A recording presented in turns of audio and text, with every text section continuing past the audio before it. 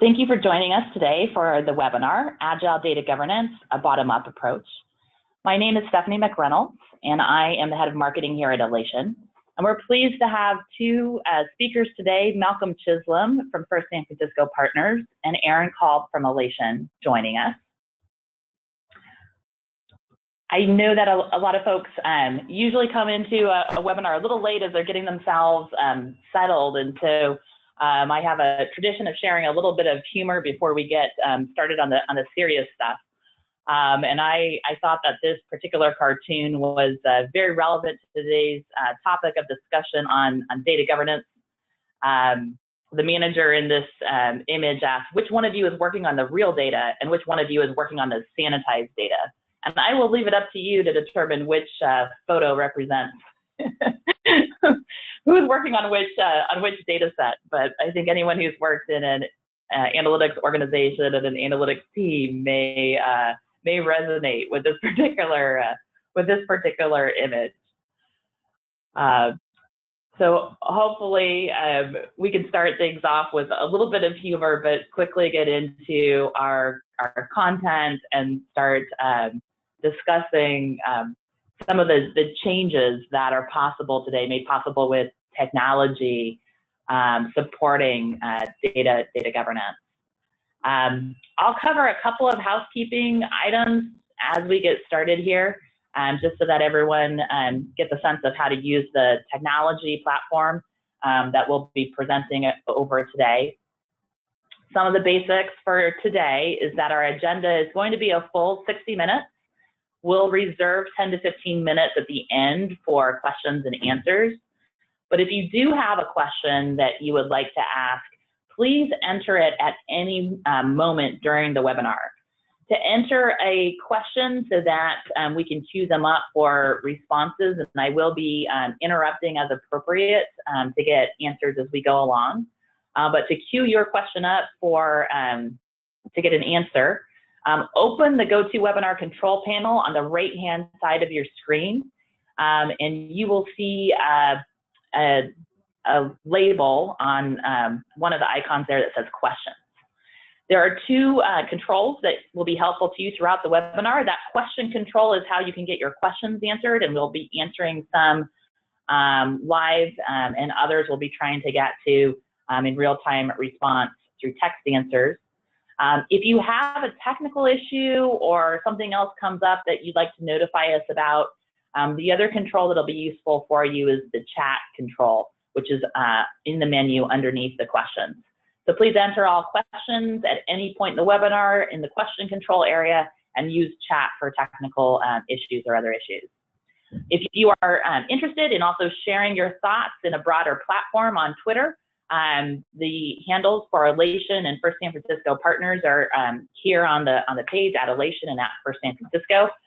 Feel free also to use the hashtag MLDC, which stands for Machine Learning Data Catalog. If you'd like more information or have additional questions after the webinar, you can take down this Learn More web link.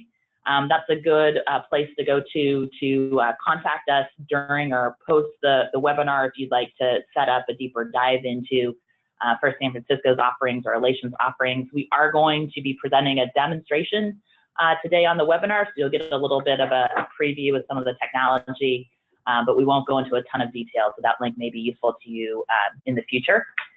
And for folks who may need to drop off early or may enjoy the content and like to share it with a colleague, within 24 hours, everyone who's attending today will receive a link with the recording of today's webinar. So you will have access to the content and we'll be able to share it with others.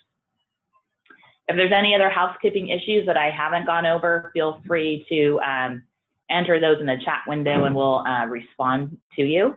But without further ado, I'd like to introduce our speakers and get to the content of today's webinar. So we're pleased to have as our first speaker, Malcolm Chisholm. He is the Chief Innovation Officer at First San Francisco Partners. And you might be asking, what does a Chief Innovation Officer do? What does this mean? Malcolm is able to spend his time with First San Francisco Partners developing new methodologies and techniques. So that First San Francisco Partners is really at the forefront of data governance, architecture, and information management initiatives. And so he leads the firm, First San Francisco Partners, which has become well known for data governance implementations, through thinking deeply about what are the methodologies to implement new data governance programs or new analytics architectures to support modern analytic practices. He comes from a background of over 25 years of experience in data management. He's a well-known speaker both in the United States and Europe. If you haven't met him before, you'll notice he has an accent, which is lovely, and means that he keeps abreast of the developments in the data management space in both the US and Europe. He's written several books, and he was also recognized by the Data Management Association International for a Professional Achievement Award. And we're very pleased to have Malcolm on board to talk about the leading edge of what's happening with data governance and how some new technologies are enabling new approaches.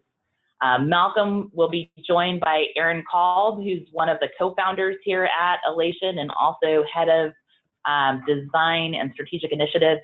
And Aaron will be showcasing how the Alation product supports some of the new methodologies for data governance with some breakthrough features that we announced over the summer.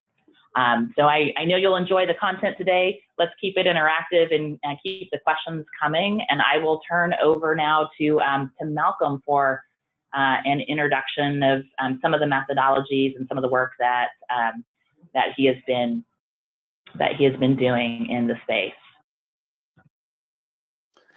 Thank you. Well, without further ado, if I can have control, Stephanie, I will be able to start the slides at my end. Thank you. So I hope everyone can see the screen. And today we're looking at Agile data governance, and that's a new generation of data governance that's rapidly emerging and having a significant impact on our industry. So I want to go over what it is, why it's important, how it's different. And to do that, we'll briefly review how data governance came to be and where it is today, and kind of how it's changed over time. And then we'll dive into what Agile data governance is. After doing that, we'll have a quick look at one important use case that's kind of close to my heart, data acquisition, and show how Agile data governance supports it. And then we'll go over a few key takeaways. So let's begin by looking at where data governance is today. So data governance emerged as a mainstream function in enterprises around 2005, and it's been growing strongly ever since. It's a horizontal function like human resources or finance or facilities management. And it's basically setting the rules of the road for how data is to be managed across an enterprise and how to unlock the value from that data. And frankly, before data governance came along, it was pretty much data anarchy with nobody or everybody trying to manage the data. And when it was managed, it was pretty much only managed for local needs. And as we got into more of data sharing, that created impacts when something happened in one place and it had an unexpected effect in some other place and stopped people from unlocking value of the data. So over time, the sort of lack of management, the lack of governance led to data messes in enterprise, and data governance was brought in to fix this situation. And so I think data governance is although some enterprises are still standing up their data governance units, it's becoming more mature. You could think about it like human resources looks after people, so data governance looks after data. There was a time when there was no human resources organization, but today people couldn't really imagine a major enterprise without one. And that's what data governance is driving to. So that's kind of the background for why data governance is needed. How it actually evolved over time is a little bit more different. So initially, executives decided to invest in it to clean up data, and because they began to understand that data might be vital to their survival, the survival of their enterprises and them too. Since new companies were beginning to be formed that had really data at the heart of their business models. And you can think of a recent example of that, like the acquisition of Whole Foods by Amazon, and traditional supermarkets are facing a challenge because of that. It's kind of a case of do data or die for them. So, as I said, over time, over the timeline since 2005, data governance has faced a number of changing circumstances which have given rise to new use cases and new challenges. And so you can see that data governance has had to adapt, it's had to change. And it's not really surprising that that's going to happen. And now we're at a new stage where we got another generation of data governance that's emerged, which is agile data governance. And as the title of this webinar implies, it's going to be more bottom up. It's more supportive of individuals in the enterprise. So moving along, so if we look at the different phases of data governance, it tracks to 3 stages. Initially, there was a data governance council, and data governance was conceived as being, well, people from across the enterprise who had interest in data or maybe affected by data issues. They would get together if they were senior or executives, management, and they would discuss that and decide that maybe something needed to be done. And the way that something would be done was they would create working groups to address their data needs. And that frankly had limited success.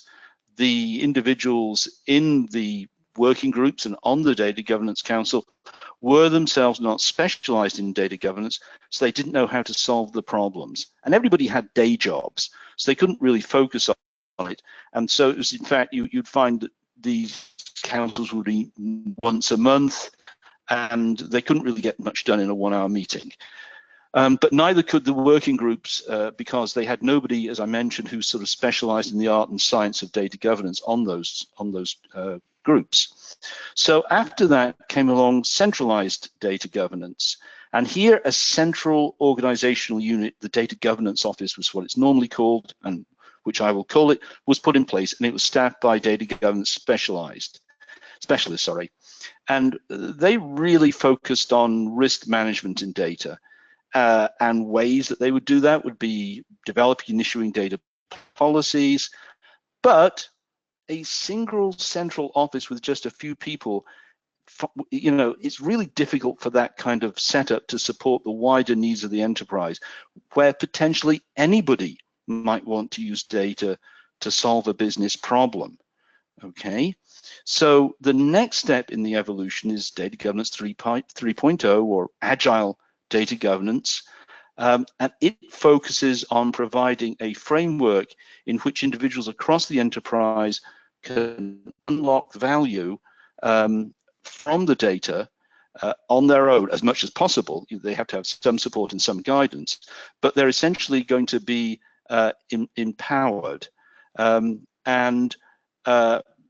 order to do this, there is going to be a need for technology support because the scope of the problem is really quite, or the vision rather, is really quite large. It's enterprise-wide. And also with that empowerment, with the unlocking of the potential in the individuals to do things with the data like self-service analytics, with that comes responsibility. So that too has to be addressed. So if we can contrast centralized versus agile data governance 2.0 and data governance 3.0, we can kind of see how they're different and how the agile data governance framework is a bit more bottom up.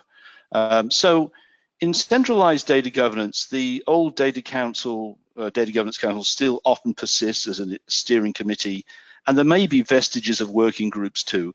But really, it's the data governance office that's doing pretty much all of the work.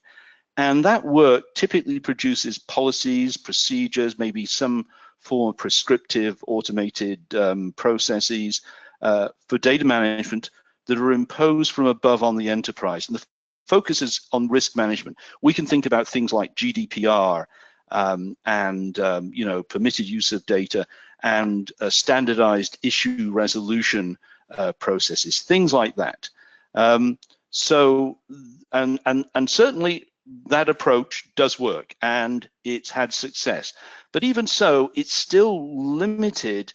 And I've been there and done this. It's limited in part, or in large part, because it's difficult to find data governance offices that have more than a few people. I'm aware of some that have more, but very often it's something like 4 or half a dozen people. And how do you provide the support that's being demanded out there for the enterprise? So Agile data governance focuses on providing that support to empower individual staff members to get the value from the data. But as I said, with empowerment comes responsibilities. What are those responsibilities? Well, we would expect staff to contribute to knowledge about the data and follow guidelines and guardrails, protect data that and make sure that the data is going to be used in approved ways. And as I mentioned, there's technology support, so you can, as we'll see, understand who is contributing and make sure that people are contributing, and you can check that the guidelines are being followed. So if we think about this, we can have a synthesis of the best practices for Agile data governance. That means that Agile data governance takes the best from what we've already seen developed in the previous generations of data governance and puts it in a framework where it's more supportive, it's more empowering. After all, data privacy and permitted use of data are still going to be important. We can think about the ways in which that would be done, and Agile data governance has certain principles, such as pushing the policies and processes as close to the end user as possible, as close to the point of use as possible. That's just in time, as it were, and to enable that collaboration between users of the data. So the Central Data Governance Office is still there. It's still producing policies and processes, but rather than having those in sort of put into let's say some kind of SharePoint site where nobody kind of knows how to get to them very easily or to utilize them, they're available in a context where it's very close to when our data users are actually using the data. The Data Governance Council in a form can be there as well. The Data Governance Office has to have executive support. It has to understand what business strategy is. It has to, get its resources. So that's still out there in the form too. So the bottom-up approach is better, but it does need technology to support it because of its enterprise scope and the complexity in terms of, not the complexity, but the range of capabilities that we're asking people to be involved in, like curating knowledge about the data. Crowdsourcing, for instance, would be important in this kind of environment. So let's dig into this a little bit more deeply. And one thing I should mention about in the previous slide about Agile data governance, we do have this emphasis on knowledge, but you can't expect all knowledge to be contributed by people. And after all, we have vast swathes of metadata out there about the data. It could be, just the system catalogs of databases, ETL mappings, all kinds of metadata exists out there. So machine learning and artificial intelligence are also an important part of the way that knowledge is going to be produced. The knowledge, these automated techniques, which I'm sure you've heard of, are going to help us distill that knowledge and add it to what's being crowdsourced. So technology becomes more important in Agile data governance because of all these additional capabilities than we've seen previously. So let's, going back to some of the people ideas in Agile data governance. Let's look at an important difference between Agile and centralized data governance, the question of obligations versus rights. So in centralized data governance, has really been more about obligations. For instance, a privacy policy might be promulgated, but out in the trenches, people might not know how to comply with it. After all, policies are fairly high level. They tell you what to do, but everybody's working in a different situation. So how do they get help to understand how exactly they comply with the policy in their particular part of the organization? But in Agile data governance, we're going to have more concentration on support. For instance, a data restriction register might be put up, which indicates restrictions on particular data elements, such as, this particular data element has been purchased from a data vendor like Bloomberg or Dun & Bradstreet, so you can't really publish it out onto the web. And a list of data purposes, which can identify permitted uses of data. So with GDPR and with the California Consumer Privacy Act, you have to disclose to your customers, your individual retail customers, what you'll do with the data that you collect about them. That is, what purposes that data has been collected for. So you need a register of those purposes. And it helps if you're going to go and respect data privacy rights to understand, oh, I'm going to say, do a report on age segmentation of customers.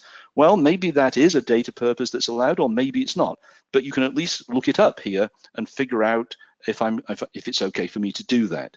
And then finally, the shared data knowledge that's out there, it helps you understand the data. It'll indicate that the data is private and why it's private. And there's different kinds and flavors of privacy that you can understand because you have that knowledge base available to you. But again, it's only possible with the evolution of tools to support Agile data governance, principally the data catalog, which contains everything we know about the data, and that's the principal platform for data governance support here. And interestingly, as I mentioned earlier, compliance becomes easier. For instance, data catalogs can track who is using data. So Agile data governance actually goes a step beyond centralized data governance in this particular example of the policy, because it can kind of track who is doing what with data, and you get an idea of whether, in fact, the policy is being respected. And that wouldn't have been possible with centralized data governance. Malcolm, we have a question that's come in. Someone who's considering how you get a broader audience involved in this new approach to data governance. Their question is, how do you encourage the stressed out and pressed to deliver participants of the Agile process to cooperate with the other teams and take care of the enterprise level data? So I think it's a question around, how do you, given that a lot of analysts or data scientists and organizations already have a lot of work to do and under high demand, how do you get them to participate in this new approach?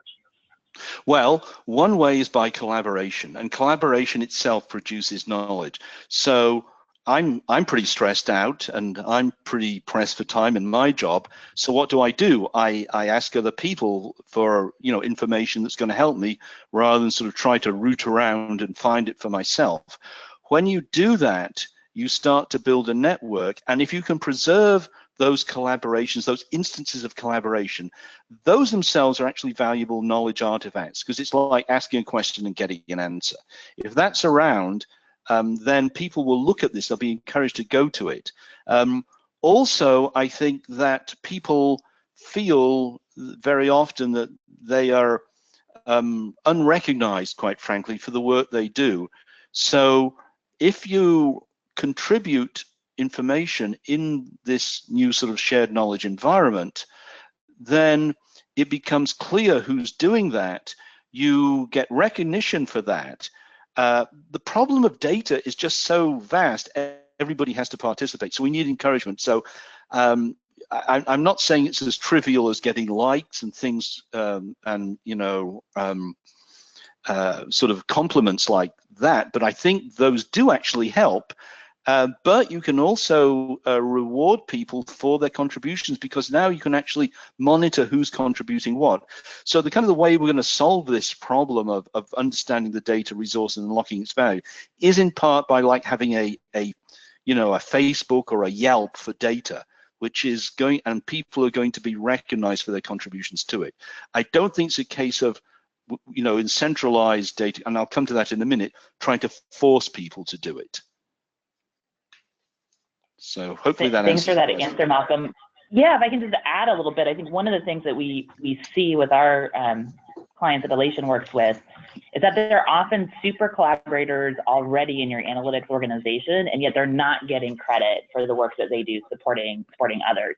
They may be individuals that are just extracting data for business people out of the databases into an Excel spreadsheet so those individuals can use it, or they're the subject matter experts that folks are already coming to understand the nuances of the data itself. And by offering some technology, some tooling to help them propagate their work, create a knowledge base instead of just taking those one-off requests, there's a bit of a symbiotic system that's built with some of the technology. And we'll see a little bit later, a little preview of that in the demonstration that we're doing. But a great question, and thank you, Malcolm, for the detailed response. Actually, that question deserves a whole webinar in its own right, so we'll maybe do that another time. Anyway, so just kind of picking up on that a little, here's something that's, again, kind of close to my heart, which is kind of, again, going to show the difference between Agile and centralized data governance. What I call the subject matter experts bill of rights, which is something we developed in my company for thinking about the way you interact with an SME. And I would point out an SME is like a village elder.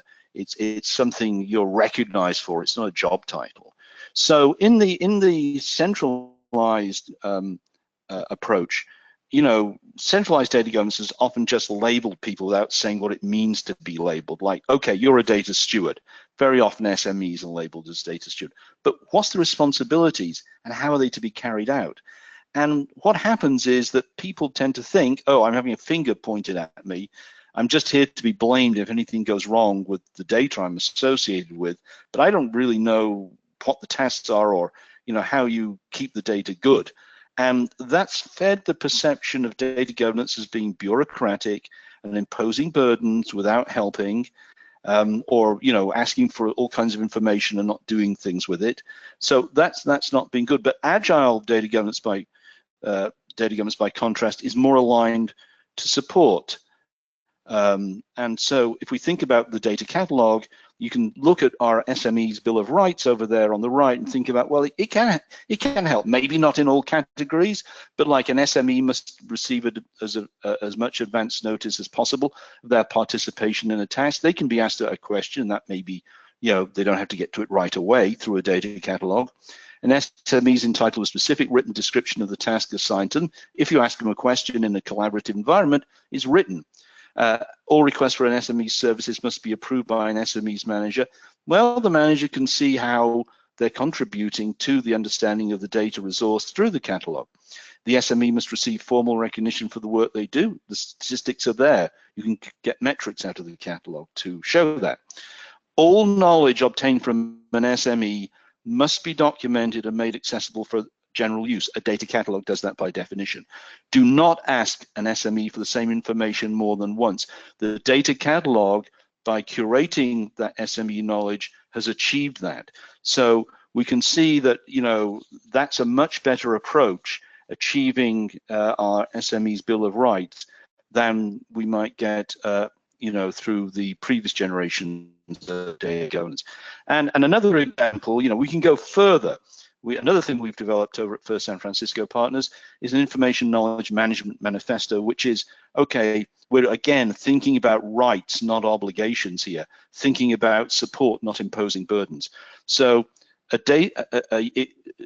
user of data should be able to know what the data the enterprise manages, know what it means, know what it's stored, know how to get to it, know the permitted uses, know what decisions have been made about it, know what quality issues exist with it, know who else is interested in it, know all the facts of business significance about it, and who to contact. So if we've got Agile data governance and we've got a data catalog supporting this, then we are able to take this sort of rights viewpoint for the general staff in our enterprise who are using data, and that really has transformed our view of data governance from one where everybody has obligations to one where, yes, they have obligations, but they have rights as well, and we can support that.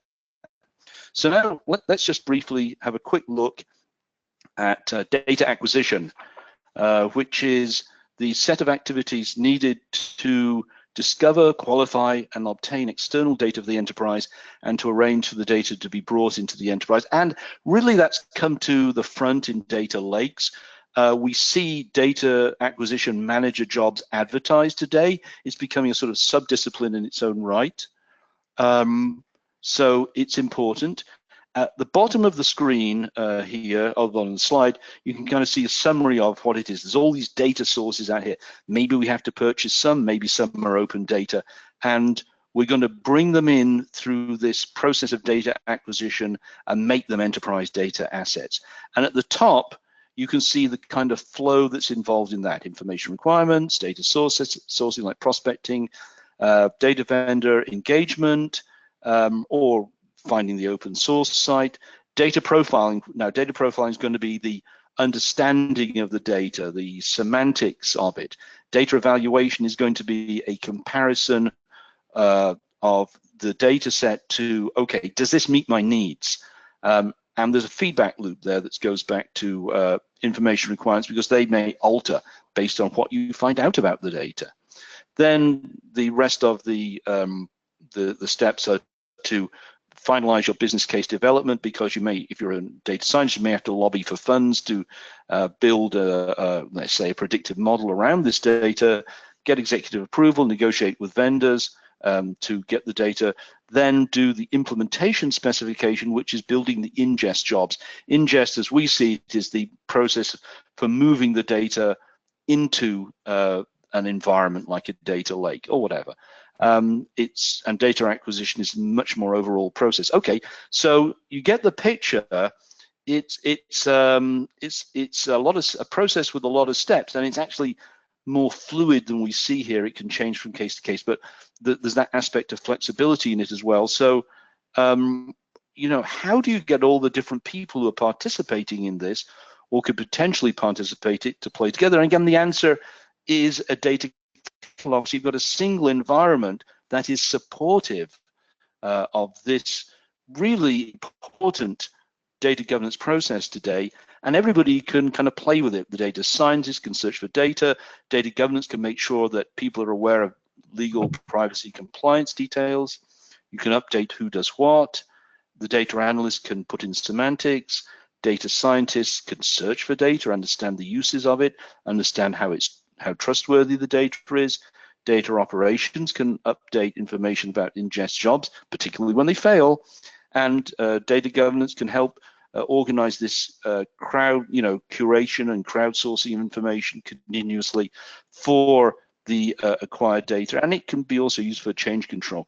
So you've got this this central platform rather than many different environments. Machine learning and AI come into this as well. As I mentioned, they're a broad capability that kind of comes in everywhere. And it allows for the flexibility because there's different variations in the way that users work in terms of data acquisition. So that's an important use case. So just to wrap up, Agile Malcolm, data I just have a couple of questions before you wrap up. There's a question of whether the data is controlled at every level of the diagram, or do we expect integrity while handling the data? So if the diagram is the process, no, you don't expect if in integrity you mean referential integrity, then that's something that has to be explored. You don't know until you get a data set if it's truly got that integrity. You'll have to find out. That's why you have to do data quality checks on it.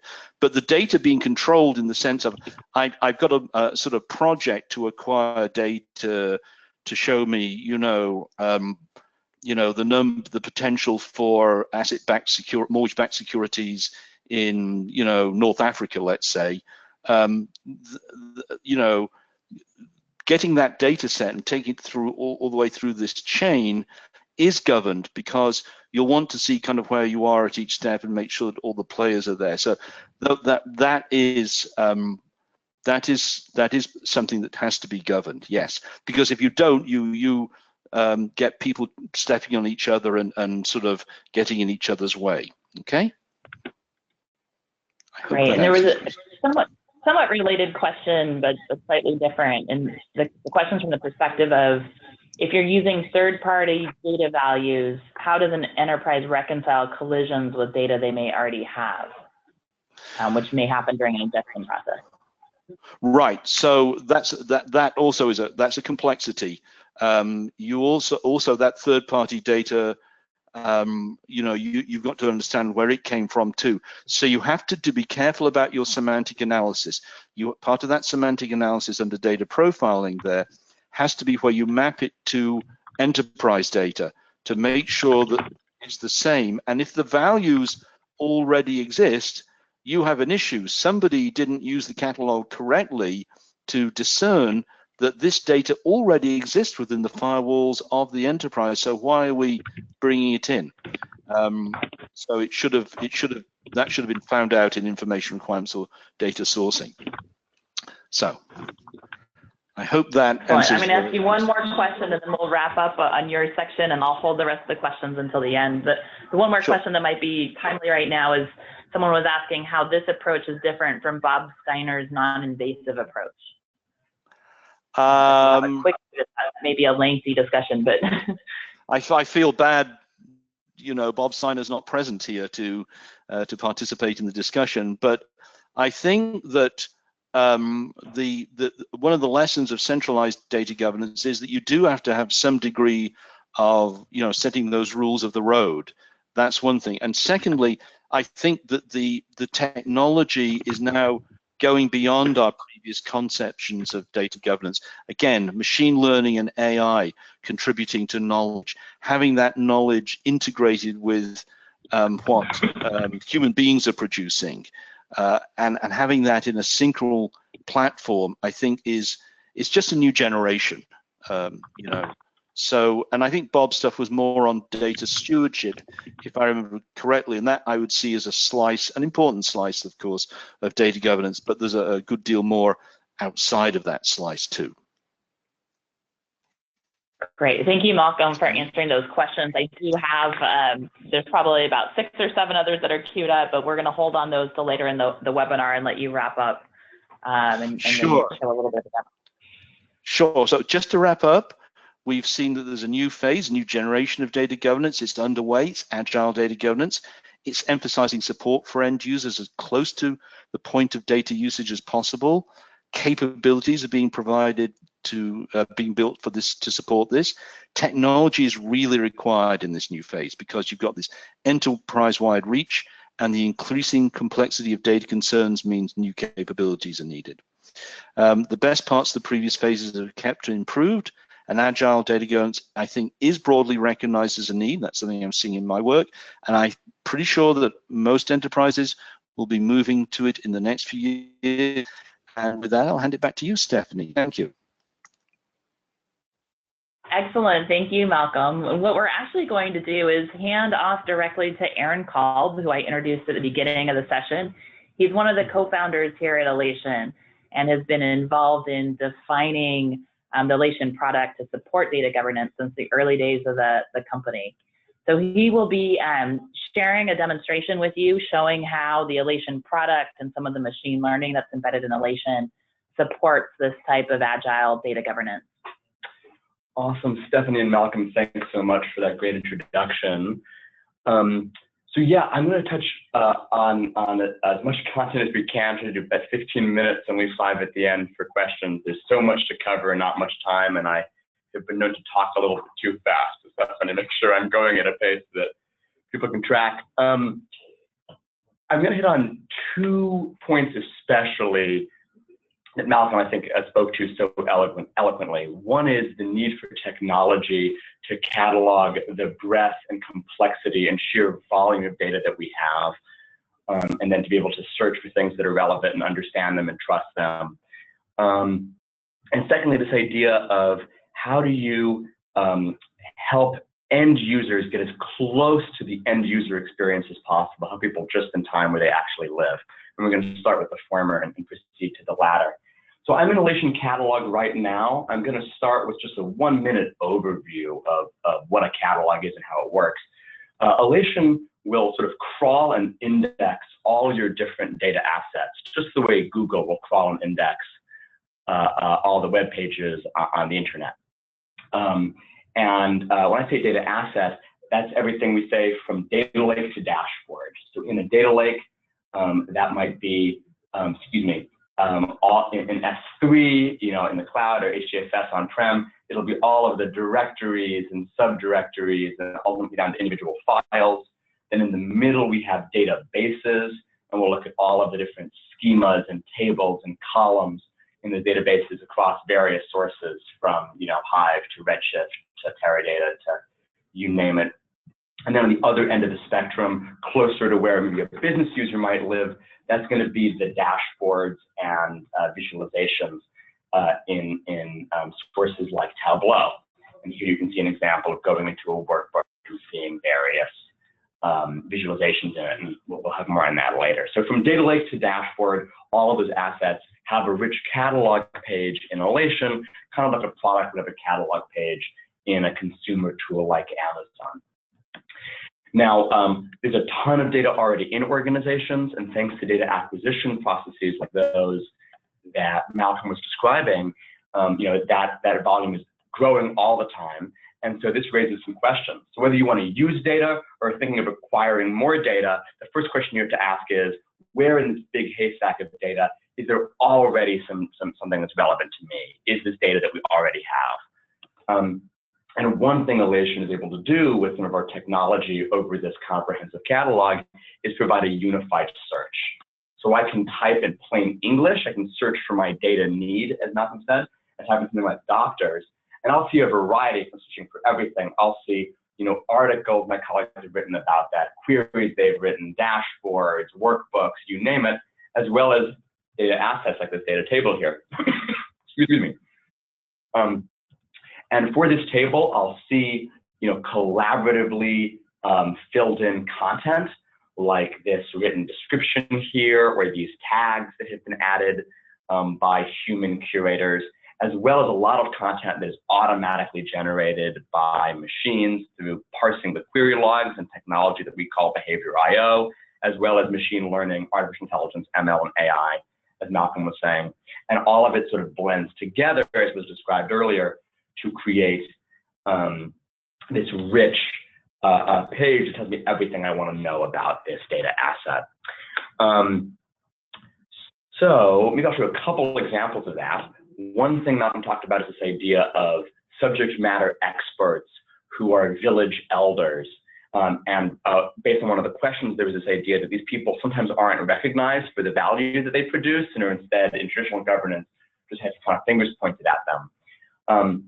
So there's two things I'll show you here. We do have a list of assigned stewards, but we've got this rollover, and this is all very customizable. It says that these are subject matter experts, not just someone to blame, per the little cartoon that Malcolm showed. Maybe this is a demo environment, like a customer that's working with First San Francisco partners to get their environment in good shape. And we have many organizations that might have, hundreds or even thousands of data analysts and data consumers. It can be hard to figure out who should be assigned to the steward. And sometimes, if you just use a survey or your best guess, all that burden gets onto 1 or 2 or 10 people who can't possibly deal with it all. So this top users field here in Alation is one that we automatically populate by parsing all the query logs and seeing who's writing SQL against this, who's attaching to this table, connecting to this table from Tableau or MicroStrategy or whatever their end user tool is. And we parse out of those logs who the top users are. And the top users tend to be very well distributed, and they make great stewards. So you'll notice here that John Thomas, Michelle, and Ben are assigned as stewards. We call this behavioral delegation, taking the folks who've already been demonstrated to be knowledgeable experts and having them do the stewardship. With this behavior I/O that we do, we'll also tell you how much different things are being used. So I can see here this measure we call popularity, saying how recently and frequently, different tables in the source are being used. And I can even see how the tables are being used, how they're being joined with other tables or filtered or what have you. And then of course, as a nice little layer on top is this sort of crowdsourced or expert sourced curation with things like descriptions and tags, or most saliently, this stoplight metaphor. We call these flags, and it's a simple stoplight metaphor. Red, like in a red stoplight, means stop, don't proceed, it's deprecation. Yellow means proceed with caution, there's a caveat here, and green means go ahead, and this particular table was endorsed by many people, which helps with the second problem that arises with data acquisition is you have so many different pieces of data. Often there's multiple pieces that look the same, and it's hard to know which is best and which is not. And I heard when we were on mute, Stephanie was saying somebody had asked via the webinar question functionality, how do we ensure quality of this crowdsourcing? Alation Catalog lets the administrators customize down to a very granular level who's allowed to edit what. So if you have a very sensitive field, so I can go in here and add a tag, health care, let's say. I can do that myself because that's just a light tagging interface. But data classification, if I try to change it, I don't have permission to edit. Only the object stewards are permitted to edit that field. So it's one way we can ensure quality. Okay, so we've talked a lot about this table page, both the search over all the data assets and all the automated and manually curated signals that Alation can surface to help you understand what something is and how it's trustworthy. Another thing that data acquisition and just large data environments entail is, you have to understand permitted use and make sure things are governed and documented and curated at scale. And even if you delegate to all the right stewards, if each steward has 1,000 data assets they're responsible for, that's a really daunting task. People can be stressed, like poor Malcolm, and burnt out and things like that as discussed.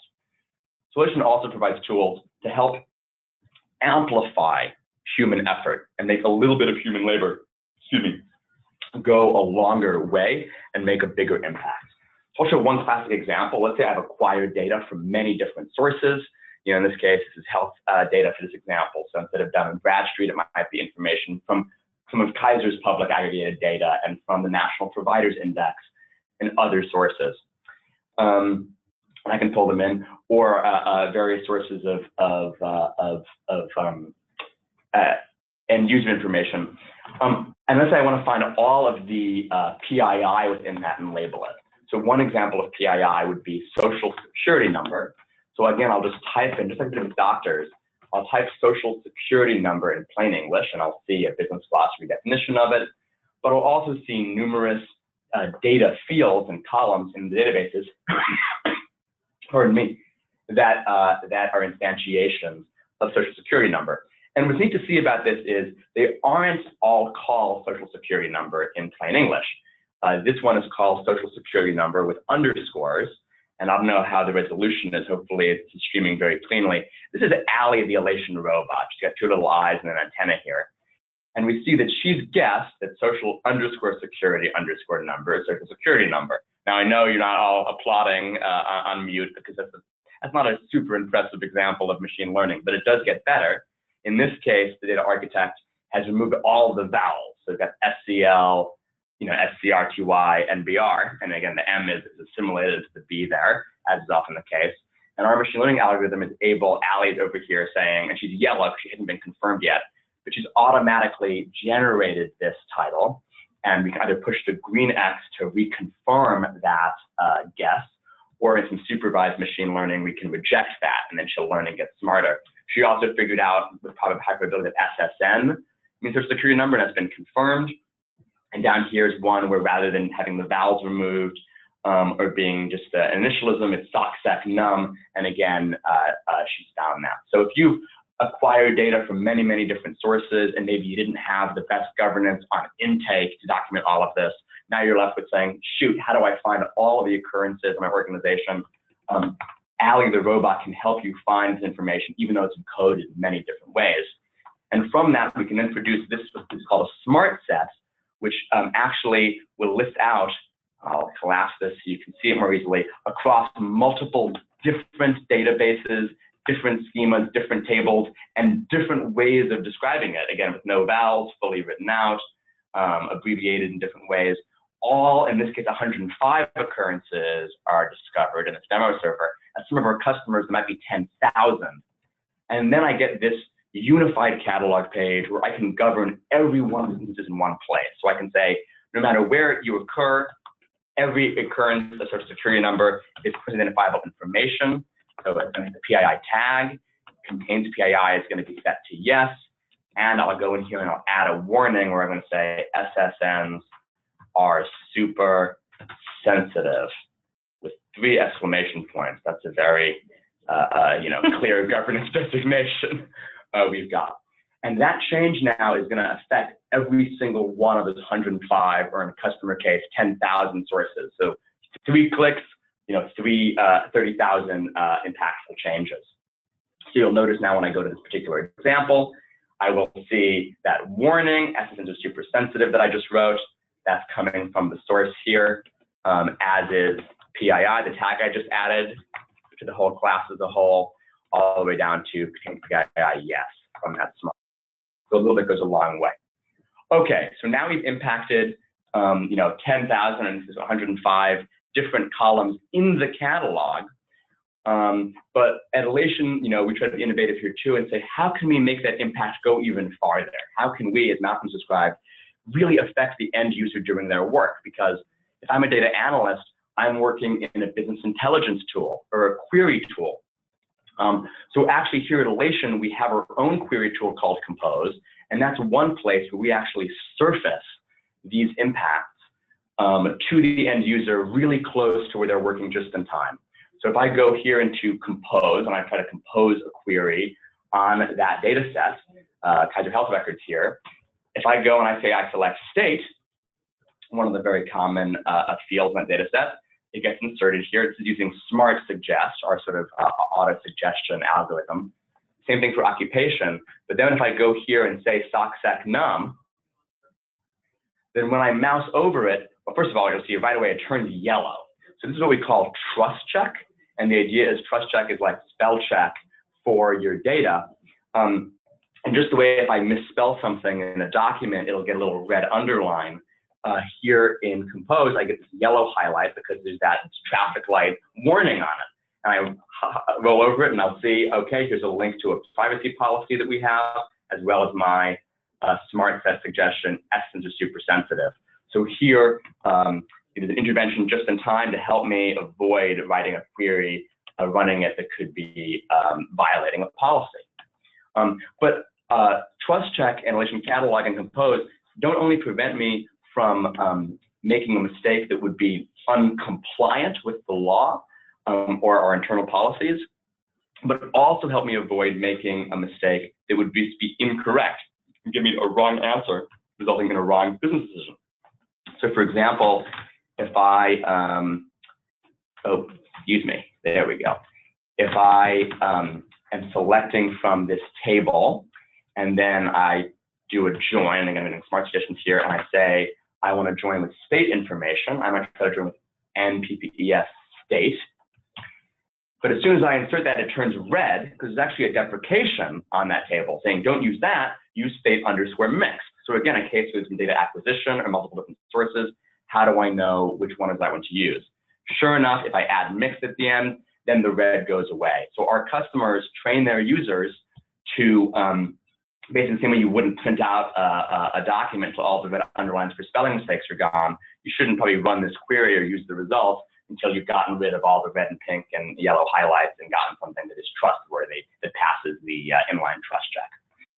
Smart Suggest will now suggest the right on condition, and now we've moved from just mitigating the risks of not being compliant or not being correct into Alation's catalog actually using prior behavior to help me use the right join condition that we saw earlier in the catalog to write a correct query and drive positive business outcomes. So we're almost out of time. I want to show in 30 seconds 2 last features. The first is that, again, here we are in a query tool, and we were showing cataloging of raw data assets. That might seem very technical to some folks on the call. A lot of people live in a world not of SQL code with underscores and raw numeric encodings, but in a world of sort of the pretty pictures and reports we see in BI. And Alation actually can help with that and surface everything very close to the end user in just in time, as Malcolm was describing. So I'll show you two quick examples here. One is if I go to this dashboard page here in Alation, we can see a little screenshot of how this dashboard would look in its source. In this case, it's Tableau. And you see that there's 4 different visualizations here. If I told you that one of them was trustworthy, but, sorry, 3 of them are trustworthy, but one of them isn't, you really can't tell by looking at it. However, there's a warning up here, which is propagated from an upstream table. This is a way of collaboration between a technical person in a different building and me as an end user. When I go into the Alation Lineage tab here, I can see this red line tracing from hospital gen info, and it's affecting this particular sheet, whereas the other 3 that don't follow or draw from this data asset are all okay. And I can see that the one that's negatively impacted is in fact this green heat map. So that's an example where, and this is kind of like how pollution in a river flows downstream, or if something's manufactured in a facility with nuts, there might be a nut allergy. You don't have to know everything that's happening in the background. We'll just tell you what's relevant to you as a consumer. And the final thing I'll end on is to say, you shouldn't even have to go to Alation at all.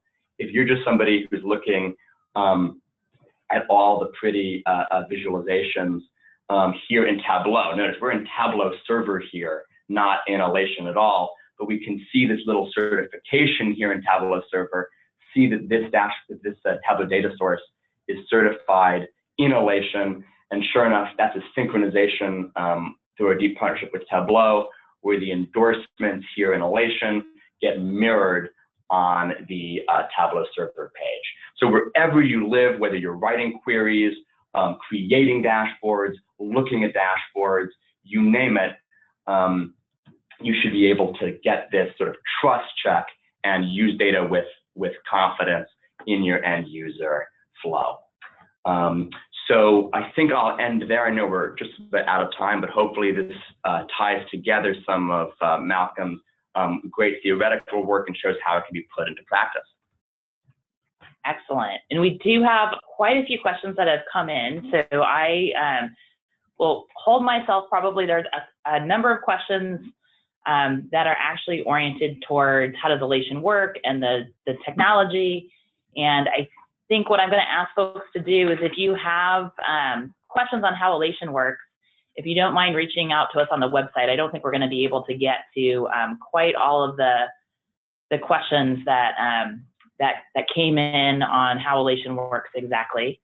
So if you can go to alation.com/learn-more, and we're happy to schedule a meeting with you or take your questions and get answers back to you through that forum.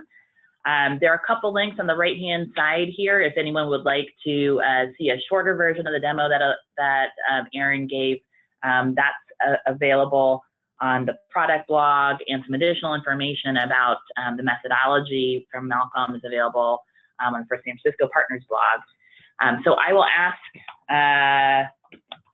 probably just one question with the time that we have left, and keep that to a data governance question. So Malcolm, I think a pretty interesting question came in that was based on, I think, your experience working with a lot of clients who are attempting to change the way they're doing data governance. And the question was, in your experience, what percentage of data in the enterprise should you or can you be successful in governing? Is it all of the data that's available, or is there a certain rule of thumb that you've seen of a certain percentage of the data being governed? And we had quite a few questions coming in from folks who I think are early in their evolution of their governance program and looking for some guidance and best practices. Sure. So I think that whatever, and if a medium-sized enterprise is going to have millions of columns of data out there, well, at least hundreds of thousands, maybe millions of columns out there in its production data landscape. It's a valid question. We talked about the scale and things like that. It's going to depend on what you mean by governed. But a useful way of thinking about this is in terms of what are called critical data elements, which is if you can prioritize the data elements that do require governance and go for like the top 100 or even I've seen actually the top 3, but there's tiers of them, and govern those. That's a way to avoid this sort of boiling the ocean problem. And then at the same time, you introduce general capabilities which people can take advantage of to sort of, as it were, as part of their working with the data, start to do things that would govern the data, even if it's confined to producing knowledge about the data. Those two things go in parallel. Now, the critical data elements are very often ones that are sort of identificatory in nature, such as what would identify a customer? That would be one. The next sort of tier of critical data elements might be things that the law applies to them in some way, like their PI, personally identifying information or sensitive personal information, or they were acquired by the data under a contract from a data vendor, and we need to look after them in a special way and make sure we don't publish them to the world or whatever. So those are ways of doing this. And again, you can kind of see, think through, how that might be solved in Alation. After all, we've got people out there in the trenches who could probably help identify what the most important data elements are, and you could surface that and then do it. So I think that's the approach. It's a complex question. We know we can't boil the ocean. And I think it's going to, as I mentioned, depend on what you mean by govern, what are the actual things you want to bring to bear on it. But that's kind of a starting approach. And just to, again, put a concrete example empirically to what Malcolm's describing, what we're showing here is an analysis that Alation can do for all of our customers, and it always looks basically the same if you squint. We find that the most used data assets are used 10 or 100, even 1,000 times more than that middle tier, and there's a long tail of things that are never used. So one approach is to say, start by curating and governing the things that are most used, and a little bit goes a long way. We have one customer where only 1% of their tables were used by 10 or more people. Some of those ones used by over 1,000 people. So it's one way to really get a lot of bang for your buck, to prioritize based on popularity. Excellent. Well, thank you both for spending time with us today. Thank you to all the attendees who have stayed on a few minutes after the hour. I really appreciate the time you spent with us. Apologies for not being able to get to all the questions. There were a number of very good questions that came in, so we'll try to get answers back to you as efficiently as possible, and really appreciate your time today. We're going to wrap up the webinar, and hopefully we'll see you on another call soon. Thank you everyone for participating. Goodbye.